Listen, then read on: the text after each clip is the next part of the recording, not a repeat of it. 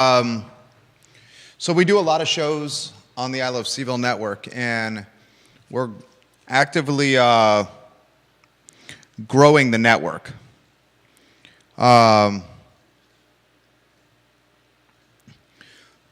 New show about to be, we're negotiating a new show right now as well.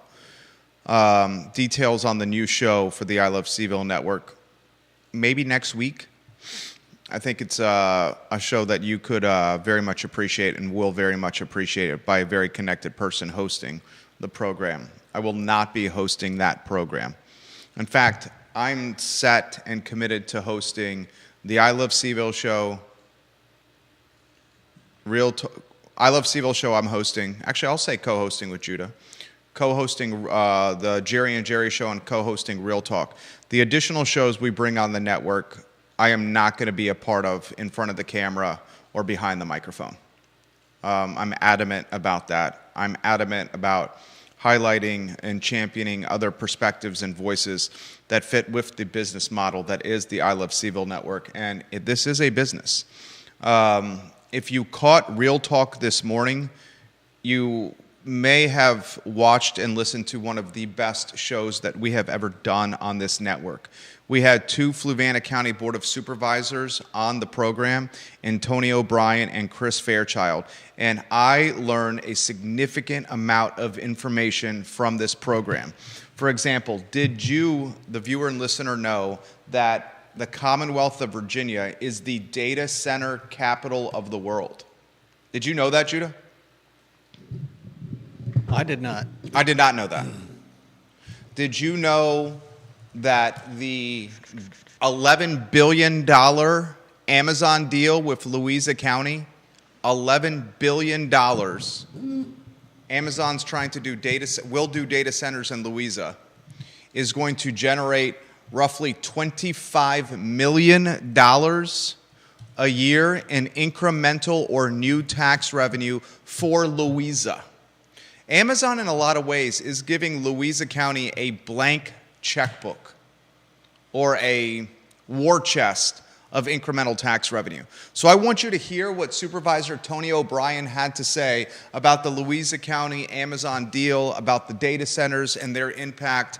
Not only Louisa, but I'm going to take it a step further, and I'm going to ask this question. With Louisa County essentially getting a Brinks truck of gold bars every year from Amazon, how is that going to impact the counties that surround Louisa? How is that going to impact the Charlottesville area? The headlines are on screen. The Cavalier Daily had a fascinating article that Judah put in front of me that captured my imagination about Sam Sanders being essentially, Judah, an appointed official. He's the city manager of Charlottesville, the CEO of the city, as opposed to an elected official, and the impact of having the guy who really is running the city being appointed versus elected. Yeah. We'll unpack that on today's program. We'll talk a little basketball. Real Talk this morning, one of the best shows we have ever done, period, bar none, on the I Love CVille network. Judah, do you have the sizzle reel ready to go? Yep. If you like, I mean, frankly speaking, the content that you're about to hear on the I Love CVille show is content that you're not going to get anywhere else. I mean, you're just not going to find it anywhere else. All right, let's rock and roll. Judah Wickhauer. Thank you. Quiet on the set.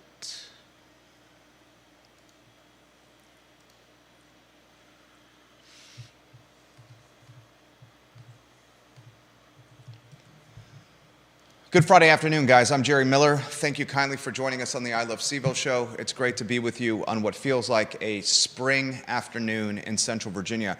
We're live in downtown Charlottesville. We're a block away from the police station, a block away from the Albemarle County Courthouse, Charlottesville Courthouse, a block off the downtown mall, smack dab in the middle of the finance firms, the law firms, the hedge funds, and everything that really is the heartbeat of this community. A mile from UVA. I wouldn't even call it a mile.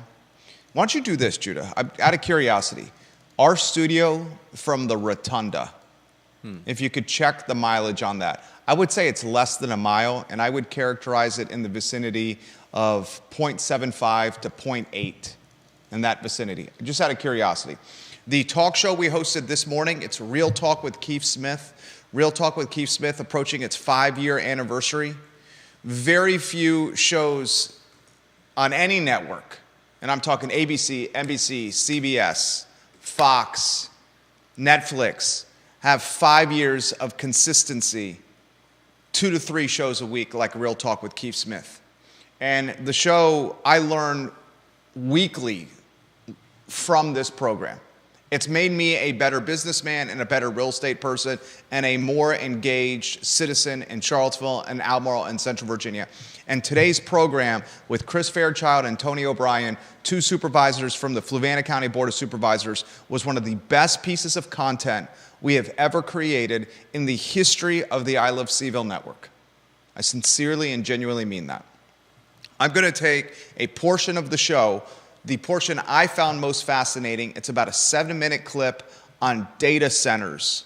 And I'm going to replay it and re-air it for you so you can have a moment to really absorb it like I did. I've listened to it 3 times, and each time I've learned something from it. I want a couple of key takeaways before we play it. Give me a thumbs up when you have that mileage, and I'll give you a cue of when to play the sound from Tony O'Brien. I did not know this. The Commonwealth, Virginia, is the data center capital of the world. There are more data centers in the Commonwealth of Virginia than in any other place in the entire world. I also did not know this. Amazon, I'll take a step back. We know the surface details of Amazon investing $11 billion with a B, $11 billion into Louisa County. We broke that news for you on the I Love CVille show. This program broke that news, $11 billion into Louisa County by Amazon, an investment that's going to change the landscape of Louisa. And we haven't really had a chance to unpack how it would change the landscape. Well, we have a little bit of clarity now. Tony O'Brien on Real Talk this morning indicated you're looking at potentially $25 million per year in incremental tax revenue for Louisa County from this Amazon deal. Furthermore, he highlighted that this Amazon deal is not really going to strain or throttle infrastructure, schools, roads, water, because the data centers for large part are not heavily staffed. Do not utilize a lot of human capital.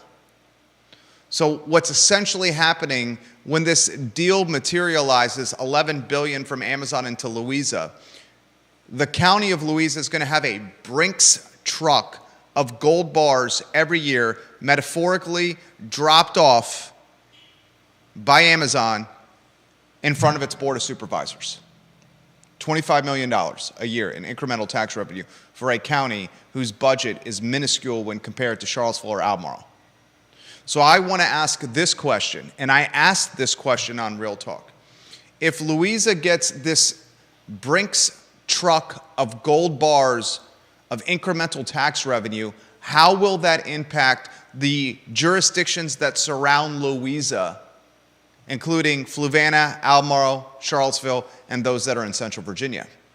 Could Louisa do an aggressive campaign with its budget, with its taxing, alleviating the burden of rooftop taxes, making it more affordable to live in Louisa because they have this Brinks truck of gold bars to help offset that exposure? Basically, what I'm saying is this. If Louisa gets $25 million of incremental tax revenue a year, will it say to residents of Louisa, we're going to pass some of that savings on to you, we're going to make the taxes on your homes less expensive? And if they do that, will that encourage an influx of residents into Louisa migrating from the surrounding counties? That's a damn good question for today's talk show.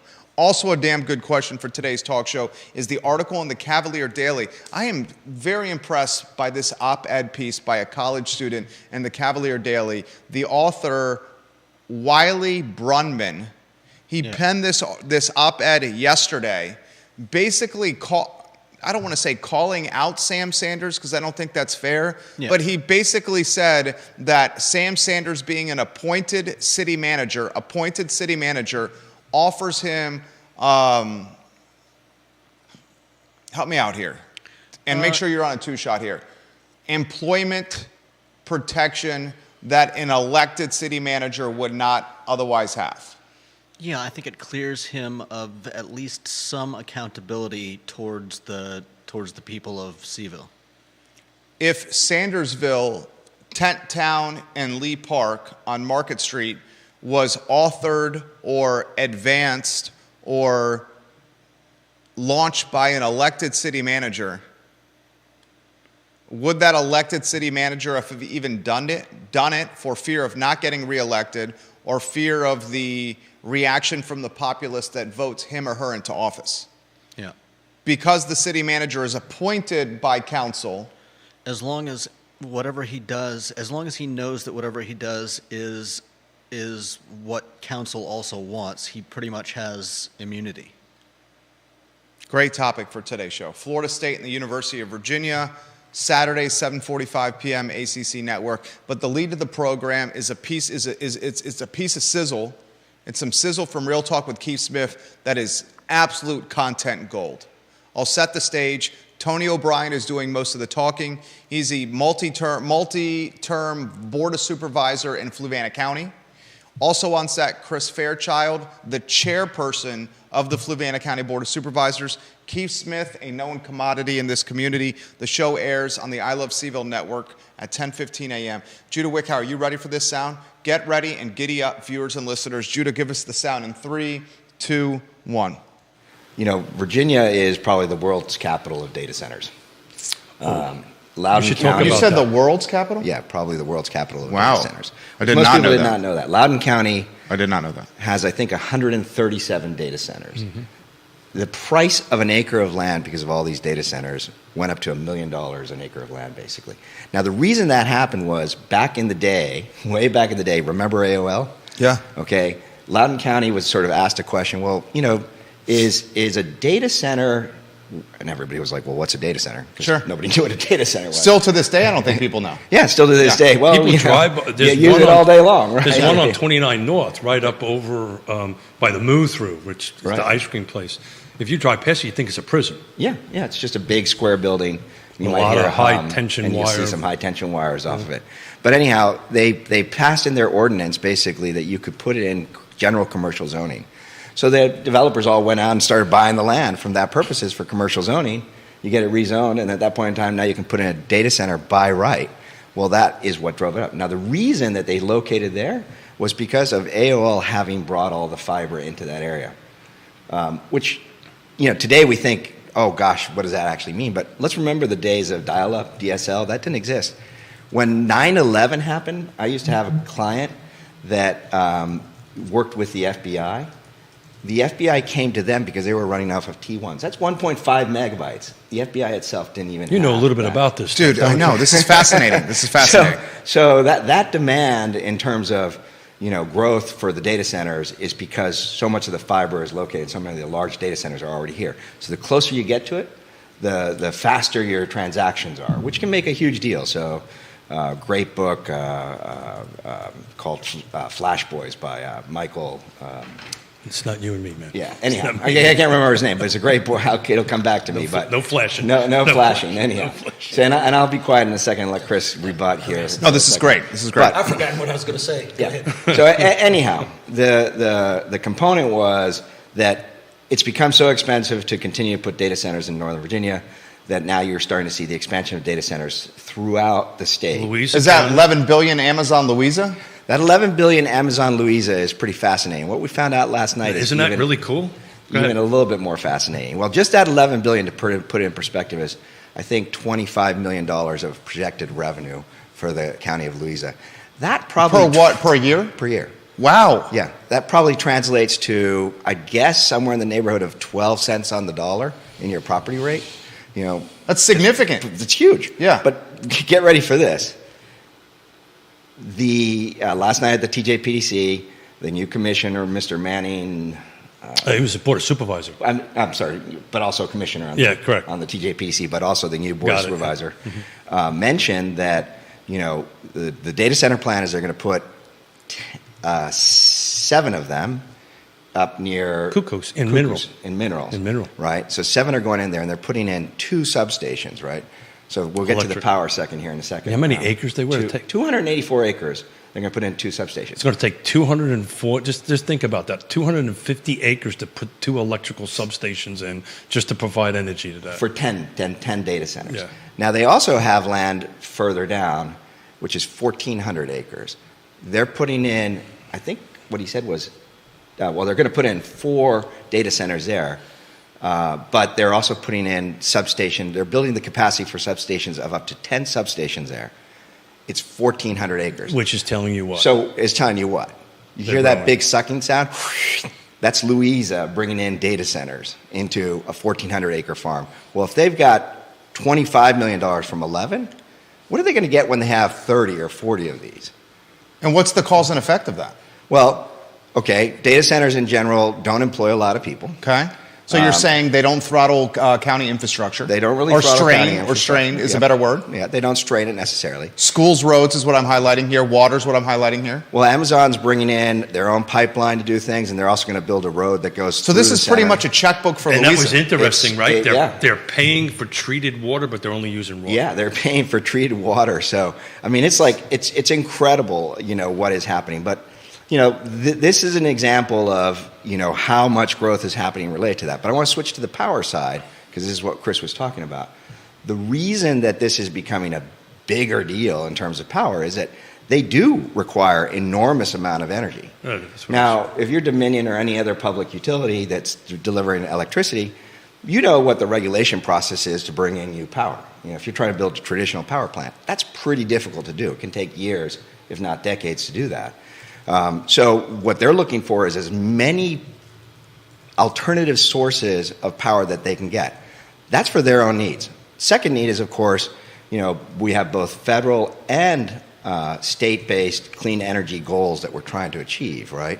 And so those clean energy goals require alternative energy in order to meet them.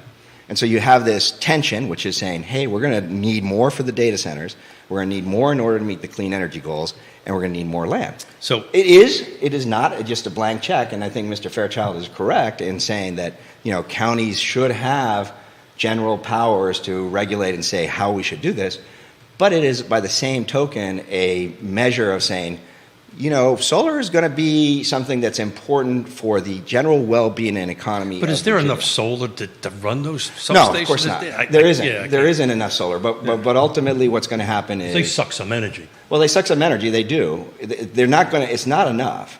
But what you're going to start seeing is other forms of energy coming in. Let's let Chris jump in here. Package power. Let me just finish with this thought. Package power plants, nuclear power plants.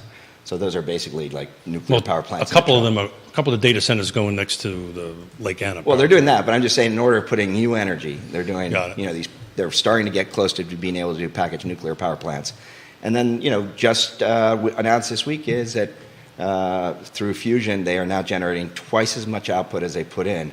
So I truly think we're going to see fusion be a power source. It's probably 40 years away, but that's the life cycles. You bring in the energy here, you replace it with something different, and that energy is going to help power us. So. Well, I remember.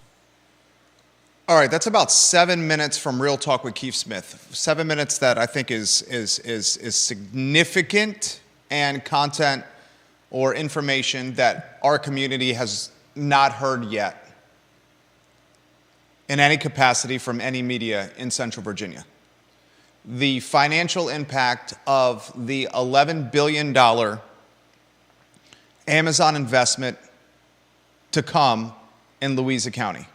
I'm going to try to unpack that for you, the viewer and listener, and then I'm going to try to extrapolate a cause and effect of what we unpack. First, let's get to Tony O'Brien. Tony O'Brien is in the computer and technology business. This is what he does professionally. He's a board of supervisor in Fluvanna County, but professionally he owns a computer and technology firm that is based in Albemarle County. He does this professionally for a living and has done computers and technology and data for decades. So as a man who's speaking from expertise and experience. He highlights the impact tax revenue-wise on Louisa and puts it in the neighborhood of $25 million incremental tax revenue from 11 data centers initially created by Amazon in Louisa. And then he asked the question in that sizzle reel that we just played for you, what's going to happen when they can get 30 to 40 data centers in Louisa County? How much tax revenue can they drive? Deep Throat, number one in the family. You can find the power rankings of our viewers and listeners online at ilovecville.com/viewer rankings. He says a message, Louisa County total property tax for fiscal year 2025 is $81 million, Deep Throat writes. An incremental $25 million from Amazon is massive. That would make a huge difference. He says this is precisely what Charlottesville Council does not understand when they say new zoning is going to ease the tax burden. New housing, unless it is very high-end or specifically focused on market segments without children, is a fiscal loser. What is a huge fiscal winner is something like a data center. High value, pays a lot of property taxes, and poses very little need for services. O'Brien and Fairchild highlighted that on Real Talk this morning. I want to ask you this question again. What happens when Louisa County has 30 or 40 of these data centers, when 11 data centers generates $25 million per year in tax revenue? Does that mean at 30 you're looking at 75? At 40, potentially 100. Then I want to take it a step further. If Louisa County has this Brinks truck of gold bars of incremental tax revenue from Amazon, how will its leadership respond to this incremental tax revenue? Could it possibly do this? And I'm going to offer you a very realistic hypothetical. Get ready for this, ladies and gentlemen. Could Louisa say to its taxpayers, its homeowners, its personal property owners, its real estate owners, its business owners, we have this Brinks truck of gold bars from Amazon.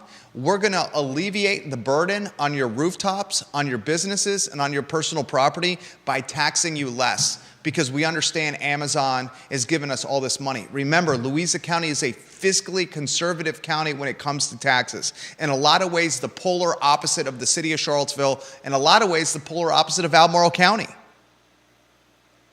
And if Louisa County says this, we are going to alleviate the tax burden on houses and on personal property and on businesses because of this windfall from Amazon, does that make Louisa even more enticing than it already is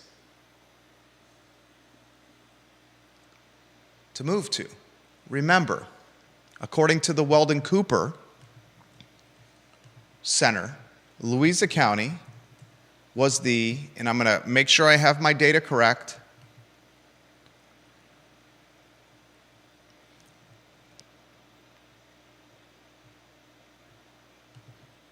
I'm looking to a previous show.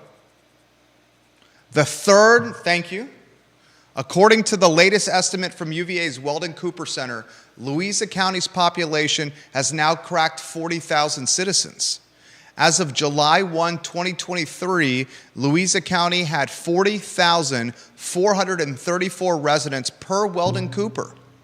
The county's population has grown 7.5% since 2020, making Louisa County the third fastest growing locality in the Commonwealth of Virginia.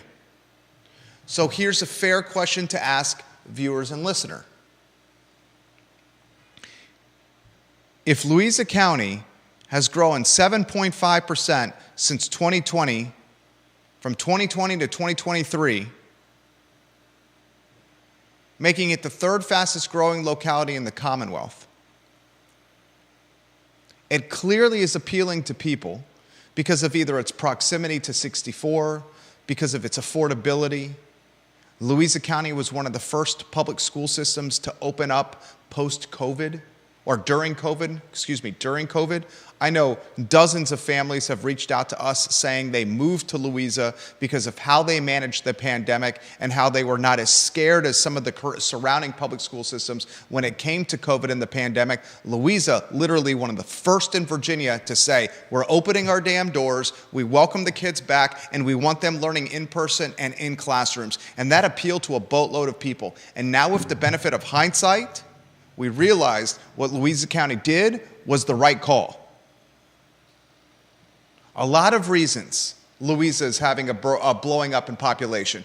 Walmart, Zion's Crossroads, Lowe's, Spring Creek, 64, proximity to Charlottesville, proximity to Richmond. Third fastest growing locality in Virginia. What happens when they get $25 million in incremental tax revenue per year? What happens when that $25 million can go as high as $100 million potentially in incremental tax revenue? And if it does, will leadership in Louisa tell its residents, we're not going to tax you as much because we have all this money coming from Amazon? And if leadership does make that call, does it make the county even more appealing to live in? And if it does make the county even more appealing to live in, are people going to move from the surrounding counties to Louisa? And if the folks move from the surrounding counties to Louisa, what's the cause and effect of that for the surrounding counties? What's the cause and effect of that for business? What's the cause and effect of that for schools? What's the cause and effect of that for population change? What's the cause and effect of that for extremely expensive Charlottesville City and extremely expensive Albemarle County?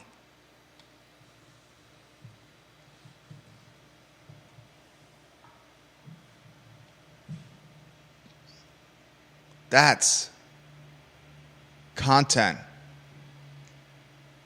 and thinking that is not offered anywhere else but here. If you want to jump in, give me a heads up. All right. Yeah, I think there's another way that data centers have been getting not repurposed, but used beneficially for the areas that they're built in, and that's the massive amounts of heat that they produce. And a lot of people have recently been finding innovative ways of utilizing that heat, because obviously it costs a lot of money to cool a data center down. For instance, there's a company that is using the servers in Denmark to heat almost 7,000 homes. And I've read other stories about data centers being used to heat local municipalities' pools.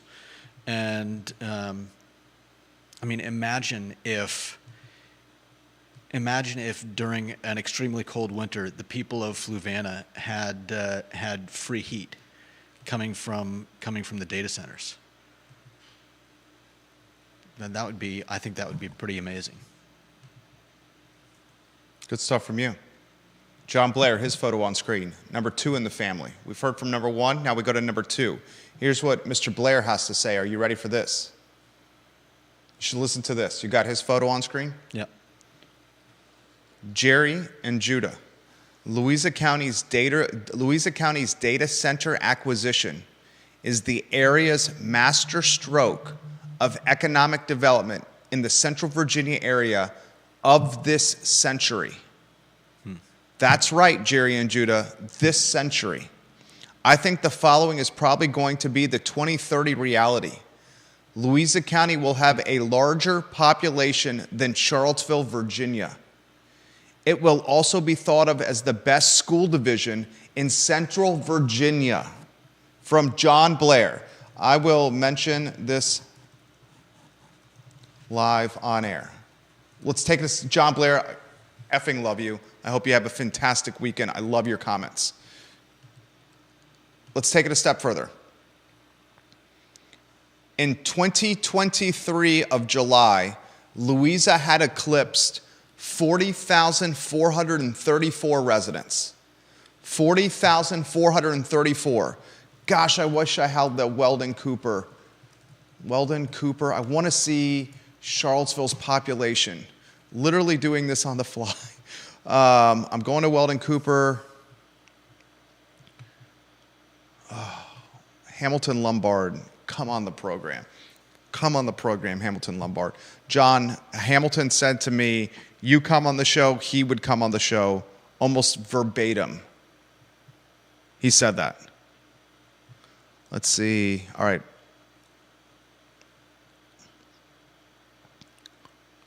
All right, I got the article from Hamilton, hell of a squash player. Charlottesville population. I'm going to compare the Charlottesville population to Louisa County. I'm doing this literally on the fly in the talk show. Bear with me. Can you find Charlottesville City? Could one of our viewers and listeners, Weldon Cooper, Charlottesville City population? Can you find that, Judah? I'll look.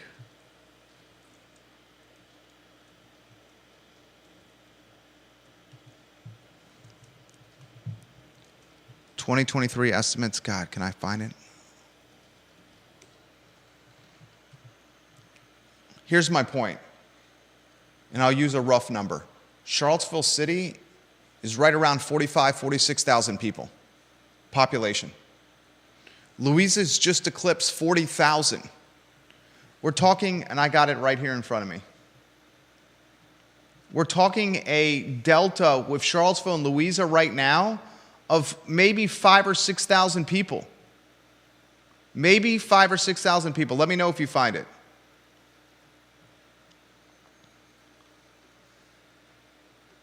I would bet not only is John's prediction accurate that Louisa's population is going to be more than Charlottesville soon. You can base that on cost of living. You can base that on affordability. You can base that on politics. You could base that on school. You could base that on quality of life. You can base that on crime and safety. You can base that on craziness and chaos, volatility. Louisa and Charlottesville are literally 180 degrees apart. And just about every ideology component, if you think about it. You can make the argument he just made about schools. I'll take it a step further, and could you see the next business incubation epicenter in Louisa? Remember, there's still 600 units coming on the market at Spring Creek. Plan units unbuilt in Spring Creek. Have you been to Spring Creek recently? Fantastic gated community, golf course community, tremendous amenities. 15, 18 minutes from Charlottesville, Spring Creek, right on the interstate. Fitzgerald Barnes, Louisa County Board of Supervisor, friend of the program, known this man for 20 years, easily 20 years. This man understands the concept of alleviating tax burdens on citizens, on Louisa Countyans, and I know some of his contemporaries do as well. Charlottesville, 2023, Judah, population 51,132 people. The only jurisdiction in Central Virginia, to have a drop in population, Charlottesville.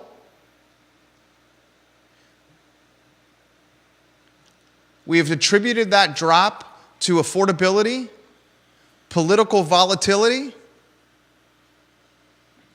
perhaps A12, perhaps how school was managed during the pandemic,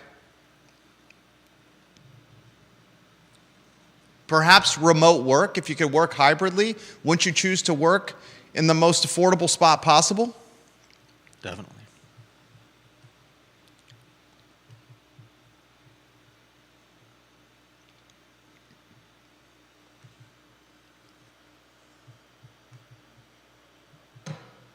I was absolutely blown away by this. Juan Sarmiento lives in Louisa. He says, Jerry, don't blow up my county. Please leave it quiet like it is right now. Juan Sarmiento works in Charlottesville as the lead, the fleet technician at the city of Charlottesville. Lives in Louisa, commutes to Charlottesville. Philip Dow watching the program. I can see everyone moving out of Seville for the benefit. With people moving out, will cause Seville to raise taxes from my viewpoint. I know a lot of people that can't wait to get out. Not everyone. I don't want to throw shade on Charlottesville. I love Charlottesville dearly.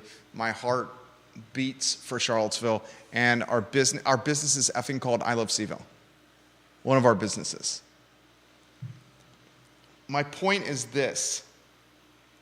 There are obvious headwinds for Charlottesville. No doubt. My point is also this. Some invisible line is the divider between Charlottesville and Louisa and Albemarle and Fluvanna. Spring Creek, from the most eastern point of Charlottesville, which is probably what? Somewhere on Pantops? Is 12 minutes? 12 minutes away? And you couldn't have two more different jurisdictions, even from an upside or downside standpoint.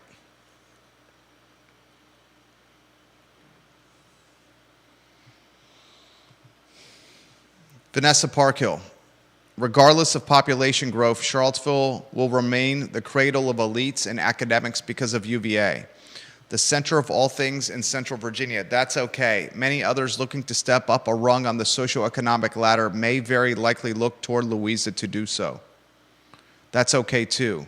It may actually help release the pressure valve on the area a bit. Of any jurisdiction in Central Virginia, who's got the most tailwinds and momentum right now? Gotta be Louisa. No doubt. Give me another one that's not. And I would ask this question. Remember when Donna Price, now Donna Price did caveat by saying the most significant economic impact in Albemarle County history, besides the creation of the University of Virginia, was the Rivanna Station investment north of town in Albemarle County on the Albemarle Green Line to keep the spies and the the military mines in the community because of its $1.2 billion with a B economic impact. Mm-hmm. She called it that. I would love to know how the Amazon investment into Louisa compares, and this might be a question for Neil Williamson who's watching the program. How does the Rivanna Station purchase, Albemarle County utilizing taxpayer dollars to buy Wendell Woods property to keep the spies and the military consultants and the government military subcontractors and all the other military alphabet teams in the area? How does that compare and contrast with Amazon and $11 billion into Louisa from a significant standpoint? That's a genuine question I have for you, Neil Williamson. That question is right up your alley, and I assure you it's got your wheels turning right now. I would love to hear your answer on that. Would love to hear Mr. Blair's answer on that. I would love to hear Deep Throat's answer on that as well.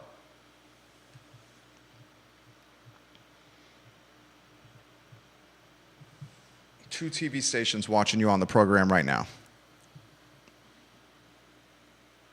Deep Throat says Weldon Cooper's projections have Louisa County exceeding Charlottesville in 2050, but I think it will happen much, much sooner than that. And he also says if Richmond continues to get nicer, that will be another boom to Louisa. The difference between 1 hour and 10 minutes versus 45 minutes to Richmond is meaningful for people. With Louisa, you have the option to go to either Charlottesville or Richmond. Bingo. Yeah. That's a great point. Richmond was one of the fastest growing. Richmond's population has increased over 40,000 people over the last 3 years. Wow. You have Louisa as the third fastest growing locality from 2020 to 2023, according to Well and Cooper. And Richmond, its population increasing by 40,000 people. And they're separated by, depending on how fast you drive, 35 to 45 minutes.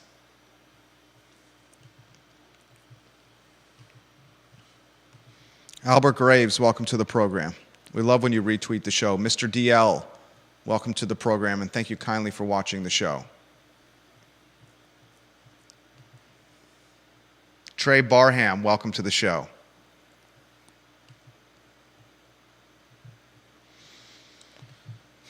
All right.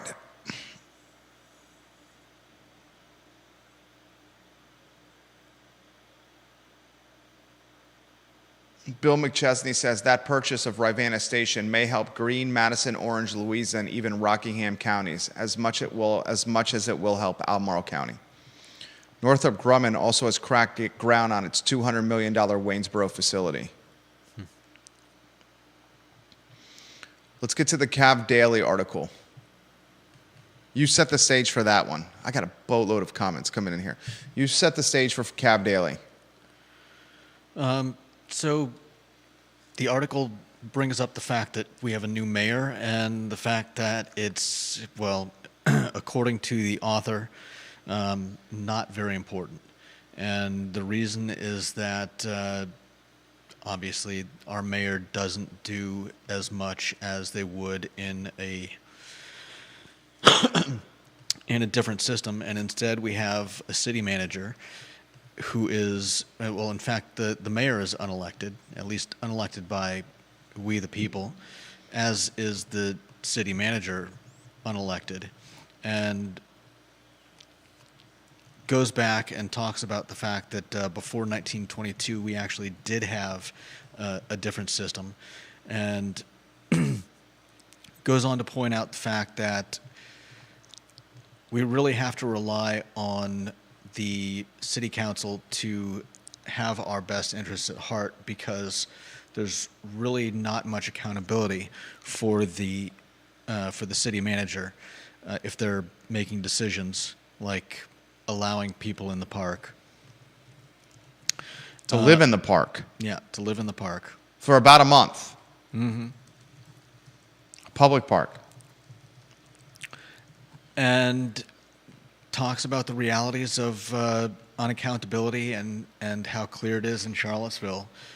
For instance, back when then city manager Chip Boyles fired police chief Brackney without cause, and She later tried to sue the city and claimed that she was fired because she was a black woman. That lawsuit seems to have been meritless. yeah. So it's an interesting argument that that the current system may be more efficient, but it leaves much to be desired in terms of how our city is governed and how much you and I have a voice in that governance. Well, the voice we do have is who we elect, Right. who then appoints and hires the city manager. Yeah.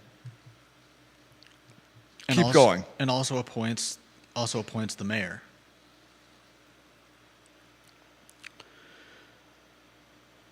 So essentially what the article boils down to is that is the belief that governance should always be of the people, by the people, and for the people, and that if we were to revert to a mayor council system, we would have a better, more accountable, more effective representation. Strong mayor. Mayor Stoney, Richmond, example. More effective representation of everyone in Charlottesville. Here's a little history from you for John Blair. Deep Throat, this is right up your alley. Get ready for this, Deep Throat. Get ready for this, all viewers and listeners. This is a fantastic comment by John again. Here's a little history for you and your viewers. The city manager form of government began in Stanton. Why, you may ask? Before the city manager system was invented, the city had a superintendent of streets who reported to the city council street committee. In the year of 1906, only one block of the city's streets were paved. No other street was paved or repaired in the entire city. There was a large budget for city streets that year, but there simply was not proper oversight of the streets department.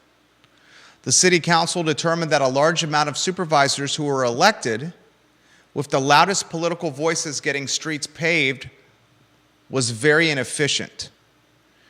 A professional unelected manager was installed. Within 2 years of this appointment, the amount of streets paved per year increased by 800% for a similar budget as the pre-manager days.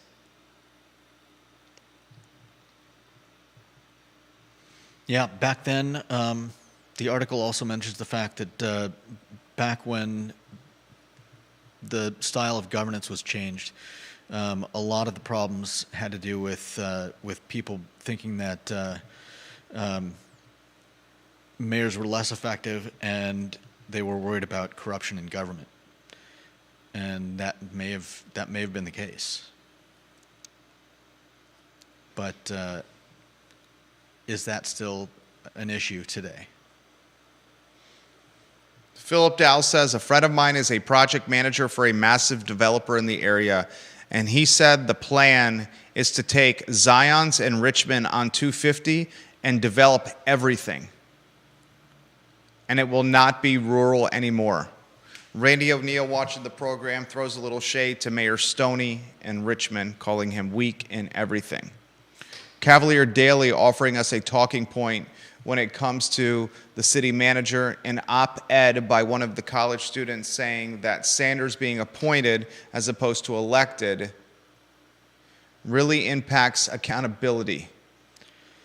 Says he functions more like, city council functions more like a board, and the city manager as a CEO. Which is what we have said on this talk show for years. That's why the elections matter, to steal a page from Neil Williamson. And why we really saw it during the turnstile of the city manager spot a handful of years ago. Yeah. And that brings up another good point, that with the current system, with a revolving door of city managers, a lot of the positions that are appointed by the city manager rather than also being elected end up becoming revolving doors, where we end up, I think we ended up at one point with quite a few spots, quite a few positions being open as city managers were cycling through. We still have quite a few positions open. It's a fine line, because the last thing we want is career politicians. And a lot of people have made the push of doing a ward system in Charlottesville, where certain areas or the city is broken up into 5 sections, and the 5 sections elect like a district, and the 5 districts in the city elect their own representative. But the fatal flaw with that is that could birth career politicians, Right. which we do not want.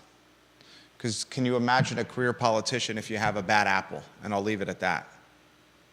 But couldn't the same thing happen with city council? Much more difficult to do so, because you have to get support from across the city with city council, as opposed to just maybe, if it's 5 districts and 50,000 people, 10,000 people. It's much more possible that you as a head of a ward or head of a district can influence 10,000 people and maintain control, as opposed to garnering the support of 50,000 people. Fair. Much easier to become the senior class president as opposed to the SCA president in a high school. SCA president has got to win the vote of the freshman, sophomore, and junior, where the senior class president just has to worry about the seniors in his or her class. Right.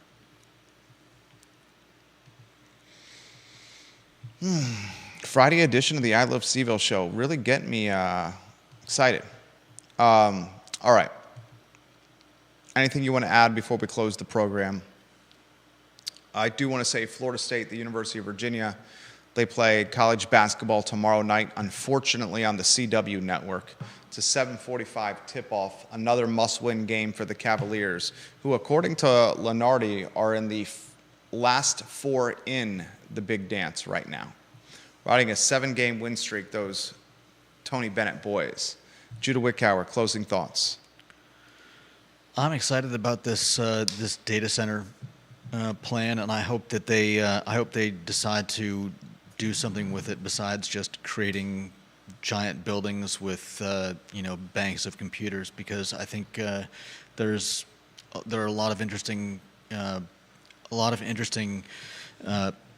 prospects going on right now, and I'd like to see some of those ideas expanded on and developed here in Virginia, especially if, as Tony said, we're the data center capital of The world. the world. I had no idea the Commonwealth was the data center capital of the world. Yeah. He's Judah Wickower. My name is Jerry Miller. It's the I Love Seville show, where we talk everything and just try to relate it to this region. I mean, sociology, anthropology, sports, politics, current events, crime, parenting, music, pop culture. Just relate it to Charlottesville and Central Virginia. Thank you for joining us. Enjoy the weekend. Keep your business local. So long.